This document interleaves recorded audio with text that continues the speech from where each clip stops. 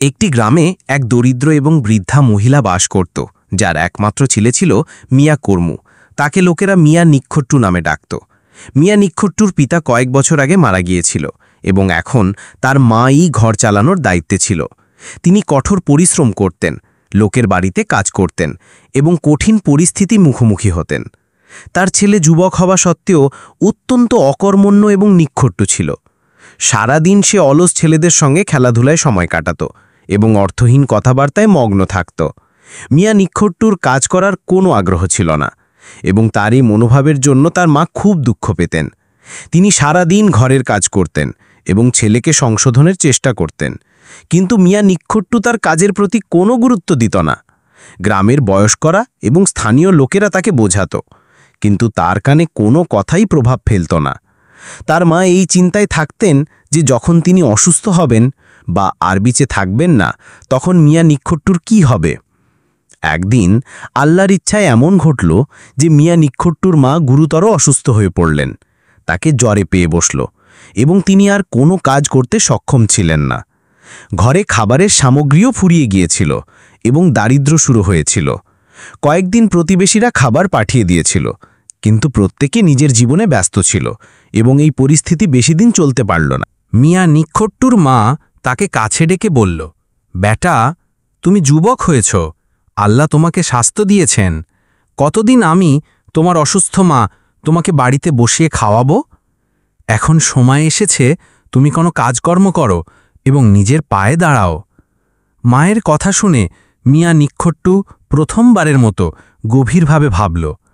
মা তাকে বোঝালো, বেটা, এটা কতটা লজ্জার বিষয় যে তোমার মা লোকের দরজায় দরজায় ঘুরে ভিক্ষা করে আর তুমি অলস হয়ে বসে থাকো। আজ আমি প্রতিবেশীদের কাছ থেকে কিছু আটা নিয়ে এসেছি, কিন্তু প্রতিদিন কে দেবে আর কতদিন? মিয়া নিক্ষট্টুর মায়ের মুখে ক্লান্তি এবং দুঃখ স্পষ্ট ছিল। তিনি আরও বললেন, বেটা, এই অসুখ আমাকে ভেঙে দিয়েছে। এখন কয়েকদিন পর হয়তো আমি আর পরিশ্রমের কাজ করতে পারবো না। যদি তুমি কোনো কাজ না করো, তবে কাল থেকে ঘরে উনুন জ্বলবে না। এই কথা শুনে মিয়া নিক্ষট্টুর হৃদয় গলে গেল। মায়ের কথাগুলো তার হৃদয়ে গেঁথে গেল এবং সে প্রথমবারের মতো মন থেকে কাজ করার সংকল্প করল। ঠিক আছে আম্মা, আজ আমার জন্য 4টি রুটি রান্না করো এবং একটি রুমালে বেঁধে দাও। আমি আজই কাজের খোঁজে বেরোব এবং কিছু না কিছু নিয়ে ফিরব। তার কথা শুনে তার মা খুব খুশি হলেন এবং প্রতিবেশীদের কাছ থেকে আনা আটার 4টি রুটি রান্না করে তার রুমালে বেঁধে দিলেন। মিয়া নিক্ষট্টু মনে মনে প্রতিজ্ঞা করল যে আজ সে কিছু করে দেখাবে। যখন সে বাড়ি থেকে বেরোল, তার হৃদয়ে এক উদ্দীপনা ছিল যে আজ সে অবশ্যই কোনো কাজ করবে। কিছুদূর হাঁটার পর সে একটি ক্ষেতে পৌঁছাল, যেখানে অনেক লোক তাদের ক্ষেতে কাজ করছিল। প্রত্যেকে তাদের নতুন ফসলের জন্য চাষবাস করছিল। মিয়া নিক্ষট্টু ভাবল, হয়তো এখানে তার কোনো কাজ মিলবে। সে এক কৃষকের কাছে গিয়ে বলল, কাকা, আমি কি কোনো কাজ পেতে পারি? কৃষক তার দিকে তাকিয়ে বলল, দেখো বাবু, কাজের অভাব নেই, খননের কাজ চলছে, তুমিও লেগে পড়ো। সন্ধ্যায় মজুরি নিয়ে খুশি খুশি বাড়ি ফিরে যাবে। মিয়া নিক্ষট্টু কিছুক্ষণ দাঁড়িয়ে ভাবল, তারপর বলল, কিন্তু কাকা, আমি তো এই কাজ জানি না। কৃষক হেসে বলল, বাবু, কাজ করে শিখতে হয়, কেউ মায়ের পেট থেকে কাজ শিখে আসে না। মিয়া নিক্ষট্টু কৃষকের কথা ভেবে মনে করল যে হয়তো সেই কাজ করতে পারবে, কিন্তু যেই মাটিতে হাত দিল তাকে নোংরা মনে হলো এবং সে বলল, এই কাজ আমার দ্বারা হবে না, আমার হাত পুরো নোংরা হয়ে যাচ্ছে। কৃষক রেগে গিয়ে বলল, তাহলে বাবু এগিয়ে চলো, তোমাকে কাজ করতে আসে না, মুফতের খাবার খাওয়ার অভ্যেস হয়ে গেছে। মিয়া নিক্ষট্টু লজ্জায় সেখান থেকে চলে গেল এবং মনে মনে নিজেকে ধিক্কার দিতে লাগল। ক্ষেত থেকে বের হয়ে মিয়া নিক্ষট্টু আরও কিছু দূরে এগিয়ে গেল, ভেবে যে হয়তো তাকে অন্য কোনো কাজ মিলবে। পথে সে কিছু লোককে দেখল যারা গম থেকে ভুসি আলাদা করছিল। সে তাদের কাছে গিয়ে জিজ্ঞেস করল, চাচা, আমি কি কোনো কাজ পেতে পারি? ক্ষেতের মালিক খুশি হয়ে বলল, কেন পাবে না, আমরা দুজন মজুর খুঁজছি, চলো তুমিও কাজ শুরু করো, প্রতিদিন পুরো মজুরি দেব। মিয়া নিক্ষট্টু খুশি হয়ে কাজ শুরু করল, কিন্তু কিছুক্ষণ পরেই ভুসি তার চোখে ও নাকে ঢুকে গেল। তাকে কাশি হতে লাগল এবং সে তৎক্ষণাৎ গিয়ে মাথা ও মুখ ঝেড়ে ফেলল, চোখ পরিষ্কার করল এবং পানি পান করল। তারপর ভুসির দিকে তাকিয়ে বলল, এই কাজের ওপর ধিক্কার, এই কাজ আমার দ্বারা হবে না, চোখ নাক সব এক হয়ে গেছে। এটা শুনে ক্ষেতের মালিক রেগে গিয়ে বলল, নিখুট্টু, মুফতে খাবার চাও? যাও, অন্য কোনো কাজ খোঁজো। মিয়া নিখুট্টু লজ্জায় চলে গেল এবং মনে মনে ভাবতে লাগল যে হয়তো তাকে কখনো কোনো কাজ করতে আসবে না। এখন মিয়া নিখুট্টু জঙ্গলের এলাকায় পৌঁছাল। সেখানে তাকে অনেক লোক গাছ কাটতে দেখা গেল। কেউ কেউ কাটা গাছের ডালপালা কাটছিল, আর কেউ কাঠ জড়ো করে এক জায়গায় স্তূপ করছিল। মিয়া নিখুট্টু তাদের কাছে গিয়ে কাজের জন্য অনুরোধ করল। ভাইয়া, আমি কি কোনো কাজ পেতে পারি? ঠিকাদার তার দিকে মনোযোগ দিয়ে তাকিয়ে বলল, হ্যাঁ, কাজ তো অনেক আছে। আমাদের আরও অনেক গাছ কাটতে হবে, ডালপালা পরিষ্কার করতে হবে এবং কাঠ গাধার গাড়িতে তুলতে হবে। তুমি যুবক, এই কুড়াল নাও, গাছ কাটো, ভালো মজুরি দেব। মিয়া নিখুট্টু কুড়াল হাতে নিল এবং অনেকক্ষণ ভাবল। তারপর হঠাৎ বলল, ভাইয়া, এই কাজ আমার দ্বারা হবে না, আমি কখনো কুড়াল চালাইনি। ঠিকাদার হতাশ হয়ে বলল, তাহলে তোমাকে কি কাজ আসে? তারপর রেগে গিয়ে বলল, যাও নিখুট্টু, আমি তোমাকে এত কাজ বললাম, কিন্তু তুমি তো কোনো কাজই করতে জানো না। মুফতে খাবার চাও, এখান থেকে চলে যাও। মিয়া নিখুট্টু রেগে জঙ্গলের দিকে চলে গেল, ভাবতে ভাবতে যে কেন তাকে কোনো সহজ কাজ মিলছে না। পরীরা একে অপরের দিকে তাকালো এবং তাদের মধ্যে সবচেয়ে বড় পরী বলল, ঠিক আছে, আমরা তোমার অবস্থার ওপর দয়া করছি। তোমাকে আমরা একটি জাদুকরি হাড়ি দিচ্ছি। এই হাড়ি সবসময় খাবার তৈরি রাখবে। তুমি যত খুশি খাও, এটা কখনো খালি হবে না। পরীরা জাদুকরি হাড়িটি মিয়া নিখুট্টুকে দিয়ে বলল, মনে রাখবে, এই হাড়ি শুধু তোমার ভালো কাজ এবং সততার সঙ্গে কাজ করবে। যদি তুমি কোনো প্রতারণা বা মিথ্যার আশ্রয় নাও, তবে এর জাদুকরি শক্তি হারিয়ে যাবে। মিয়া নিখুট্টু ধন্যবাদ জানিয়ে খুশি হয়ে হাড়িটি নিয়ে সেখান থেকে চলে গেল।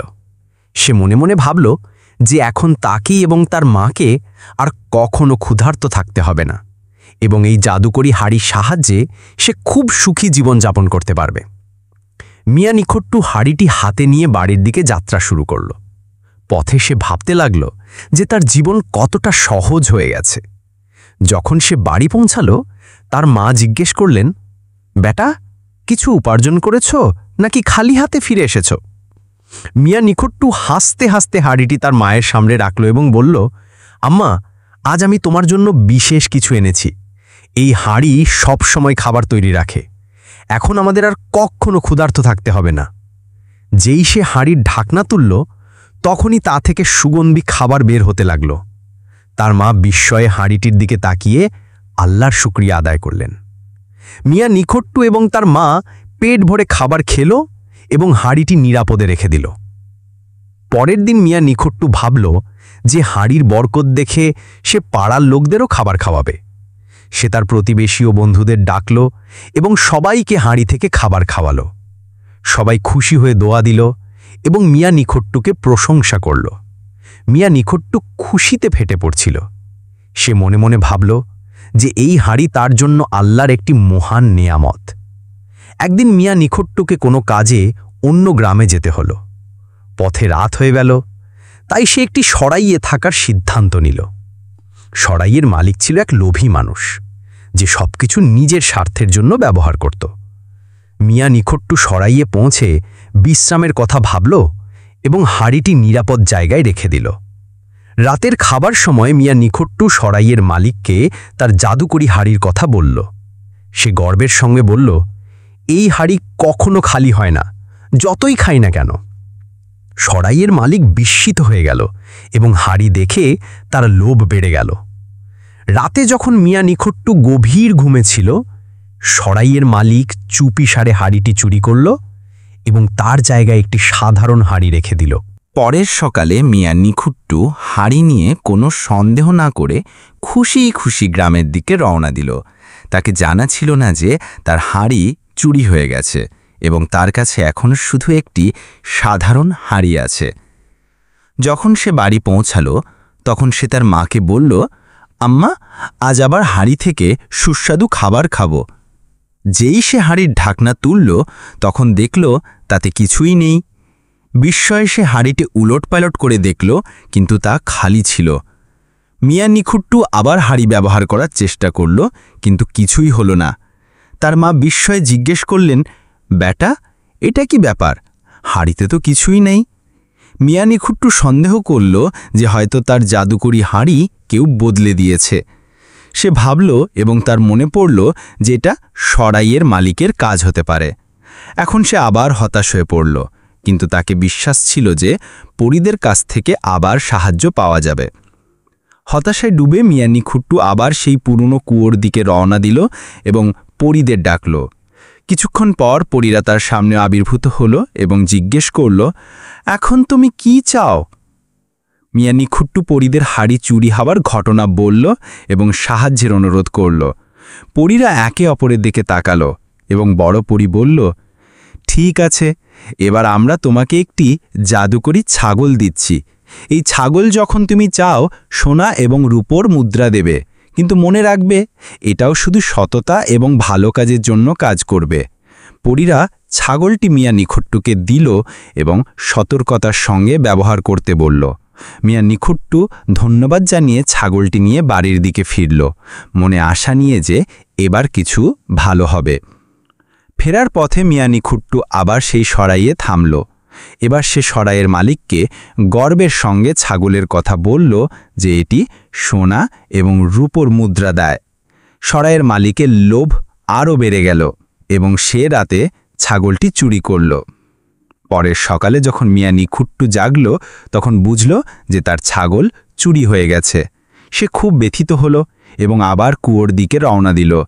এবার তার মনে প্রতিশোধ এবং দুঃখের মিশ্র অনুভূতি ছিল। মিয়া নিখুট্টু কুয়োর কাছে পৌঁছে আবার পরীদের ডাকল। পরীরা একবার আরও তার সামনে আবির্ভূত হল এবং তৃতীয়বার সাহায্যের প্রস্তাব দিল। মিয়া নিখুট্টুর কথা শুনে পরীরা আবার আবির্ভূত হল এবং জিজ্ঞেস করল, মিয়া নিখুট্টু, তুমি আবার কেন এসেছ? ছাগল কি কাজ করেনি? মিয়া নিখুট্টু দীর্ঘশ্বাস ফেলে বলল, পরীদের রানী, আপনার দেওয়া জিনিসগুলো আমার জন্য নিয়ামতের কম ছিল না, কিন্তু সেই সরাইয়ের লোভী মালিক আমার হাঁড়ি এবং ছাগল দুটোই চুরি করেছে। এখন আমি খালি হাতে আছি এবং কি করব বুঝতে পারছি না। পরীরা একে অপরের দিকে তাকালো এবং বড় পরী বলল, ঠিক আছে, যদি তাই হয় তবে এবার আমরা তোমাকে একটি শেষ সুযোগ দিচ্ছি, কিন্তু মনে রাখবে এই সুযোগও তোমার ভালো কাজের জন্য। বড় পরী মিয়া নিখুট্টুকে একটি জাদুকরি লাঠি দিয়ে বলল, এই লাঠি তোমার জন্য সমৃদ্ধির উপায় হতে পারে। যদি তুমি এটি তোমার বাড়িতে নাড়াও তবে তোমার বাড়ি প্রাসাদে রূপান্তরিত হবে, আর যদি এটি সরাইয়ের মালিকের কাছে যায় তবে এই লাঠি তাকে শিক্ষা দেবে। মিয়া নিখুট্টু পরীদের ধন্যবাদ জানালো এবং মনে মনে দৃঢ় প্রতিজ্ঞা করল যে সে তার মায়ের সেবায় জীবন কাটাবে। সে লাঠিটি নিয়ে গ্রামের দিকে রওনা দিল। ফেরার পথে মিয়া নিখুট্টু আবার সেই সরাইয়ে পৌঁছালো। এবার তার মুখে শান্তি এবং নিশ্চিন্ততা ছিল। সরাইয়ের মালিক মিয়া নিকঠুর কাছে জাদুকরি লাঠি দেখল এবং তৎক্ষণাৎ তার চালাকি দিয়ে তা হাতানোর চেষ্টা করল। মিয়া নিকঠু মনে মনে ভাবল যে এটাই তার শেষ সুযোগ এবং সে লাঠিটি মালিকের হাতে দিয়ে দিল।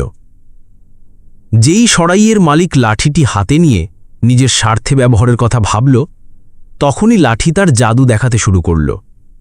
লাঠি সরাইয়ের মালিককে একটি শিক্ষা দিল এবং তাকে শিক্ষার নিদর্শন করে দিল। সরাইয়ের মালিক বিস্মিত এবং ব্যথিত হল এবং তার লোভের পরিণতি বুঝতে পারল। মিয়া নিকঠু তাকে বলল, এটা তোমার লোভের ফল। যদি তুমি সততার সঙ্গে জীবনযাপন করতে তবে এই দিন দেখতে হতো না। এই ঘটনার পর মিয়া নিকঠু তার নিজের ভুলেরও সচেতন হল এবং তার মায়ের উপদেশ মনে পড়ল যে জীবনে সমৃদ্ধি এবং শান্তির রহস্য পরিশ্রম এবং সততায় নিহিত। সে মনে মনে দৃঢ় প্রতিজ্ঞা করল যে সে তার জীবন সততা এবং পরিশ্রমের সঙ্গে কাটাবে। মিয়া নিকঠু বাড়ি ফিরল এবং জাদুকরি লাঠির ব্যবহার করল যাতে তার জীবনকে আরও উন্নত করা যায়।